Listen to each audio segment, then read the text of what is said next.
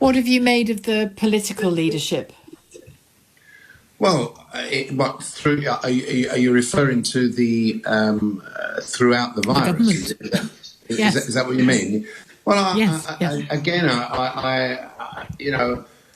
I see there's a lot of commentators out there who are very frustrated, saying the government isn't doing this, the government isn't doing that, the government should be doing this quicker, this one should be doing that quicker. To be perfectly frank with you, I'll go back to my original comment. We've all been kind of caught, if you like, in an unprecedented scenario. And what I would like to say to some of these commentators is, rather than complain, why don't you tell us what you would do? What should the government be doing other than just you continually complaining all the time? Tell us what to do. Hang on. I've no doubt that some of the commentary will amount to what you've just described, but isn't a lot of it natural, important scrutiny of how a government is handling a deadly virus that's killed easily 50,000 British people, let alone who it's killed the world over? A government needs scrutiny and... Scrutiny on what? Sorry, I mean, the people died. On its choices, and whether they're effective or not. Are you suggesting that if the government was cleverer, then instead of 50,000, it would only be 20,000? I'm certainly suggesting that if they've been cleverer around care homes, for example, it would have been 15,000 elderly people in care homes. You tell me how they should have been cleverer. I'm going to ask you now. How should they have been cleverer? Well, I'm asking you, how should they have been cleverer? I'll tell you. On care homes, the way they would have been cleverer, given that at the very beginning, they told us, and it was obvious, both scientifically and politically, that elderly people were the most vulnerable to this virus. And yet, instead of genuinely shutting down and sealing off care homes, they opened them up knowingly to infected people, knowingly, in order that the headline policy... I haven't finished. You must let me finish. In order that their headline policy of saving the NHS was maintained.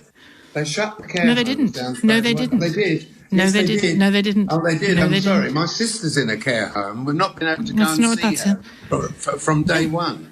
My friend's mother's in a care home. That's one care home, Lord Sugar.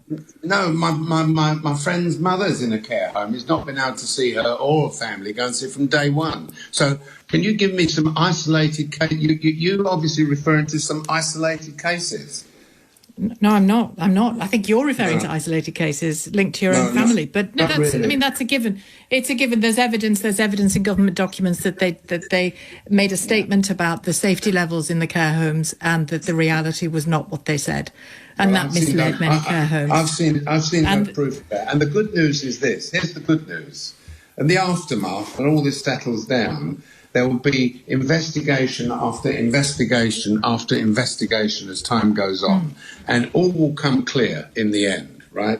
All will be clear. It's as simple as that. But I can tell you that my elder sister is in a care home.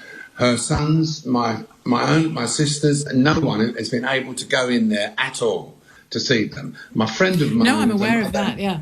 But it's not visitors that have been infecting people. It's infected patients from hospitals that have been infecting people. That's the policy I'm alluding to. But I'm surprised that you think scrutiny is such a bad thing. I'm sure that in the process of your time as a businessman, you constantly watch to see whether what you're choosing is heading in the right direction for your company, don't you? Yes, I agree. Is scrutiny of government just the same? No, I don't moan for the sake of moaning.